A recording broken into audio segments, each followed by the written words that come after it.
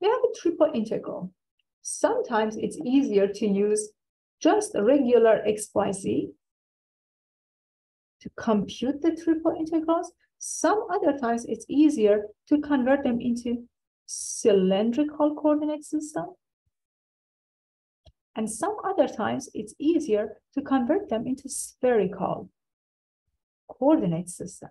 So we are introducing 3 coordinate system. XYZ for rectangular coordinate system, cylindrical coordinate system, and spherical coordinate system. So here you have X, Y, and Z. When it comes to cylindrical coordinate system, X becomes R cosine theta, Y becomes R sine theta, and Z stays the same. However, when it comes to spherical coordinate system, for a spherical coordinate system, we have a special scenario. In this special scenario, we're introducing a new angle that we call phi. X is defined as rho sine phi cosine theta. Y is defined as rho sine phi sine theta. And our Z is defined as rho cosine phi.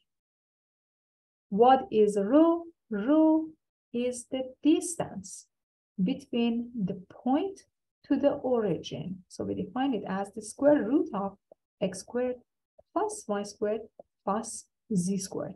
What is r? R is defined as the square root of x squared plus y squared. Very good.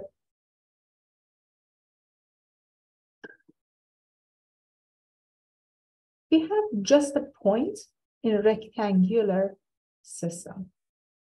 So here you have your x, here you have your y, and here you have your z.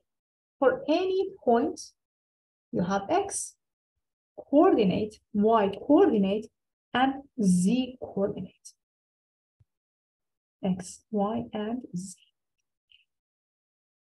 The projection of this point in xy plane is going to be, for example, right here. Z is going to be 0. So you have just x and y. When it comes to cylindrical coordinate system, we define, as you remember, r, which is the distance between x and y to the origin. That's how we define r. And as you remember, theta or tangent of theta is equal to y over x. This is how we define using polar coordinate system. Now, since we are in 3-dimension, we add z and we call it a cylindrical coordinate system. So the conversion between rectangular coordinate system and cylindrical coordinate system is not that difficult.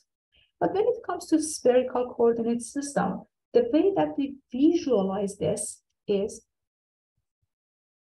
we have x-axis, we have our y-axis, and we have our z-axis, okay?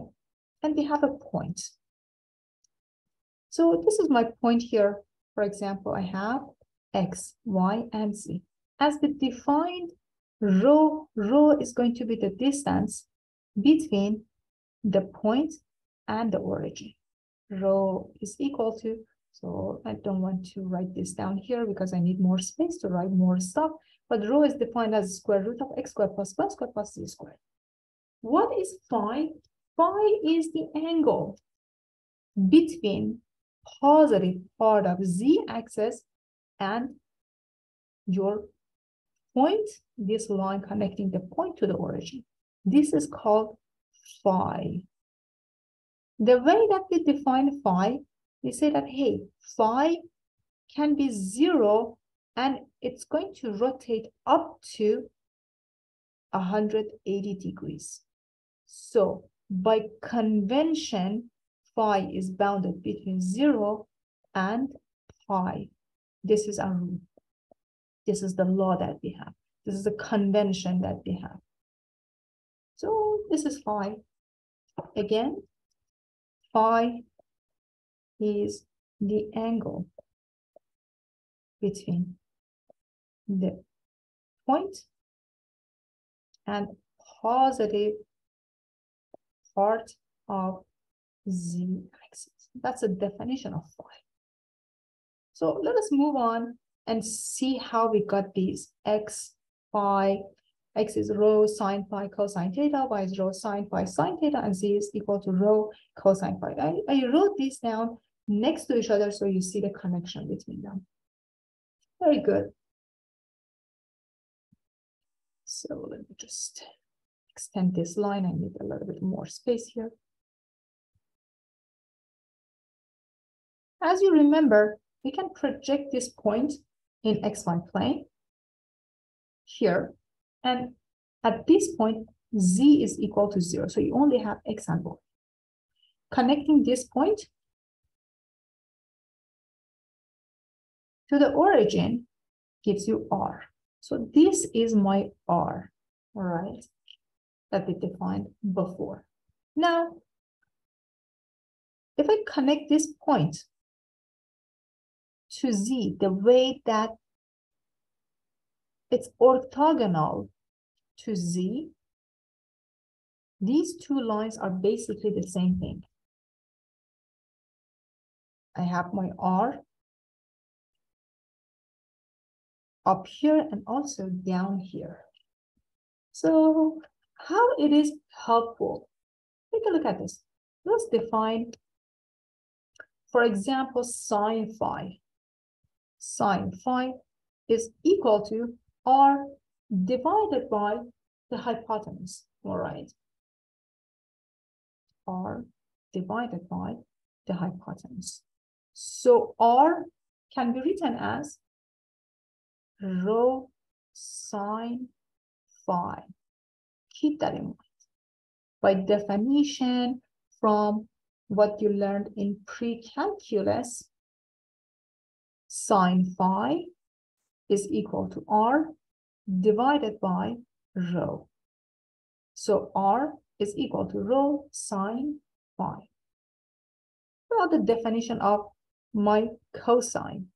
Cosine phi is equal to, well, this length, which is equal to your z divided by rho, or z can be defined as a rho cosine phi.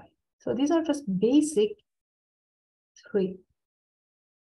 From pre-calculus, we use the definition of sine and cosine, and we defined r in terms of rho and phi, and we define z in terms of rho and phi. So now you see where z came from. Z is equal to rho cosine phi by definition.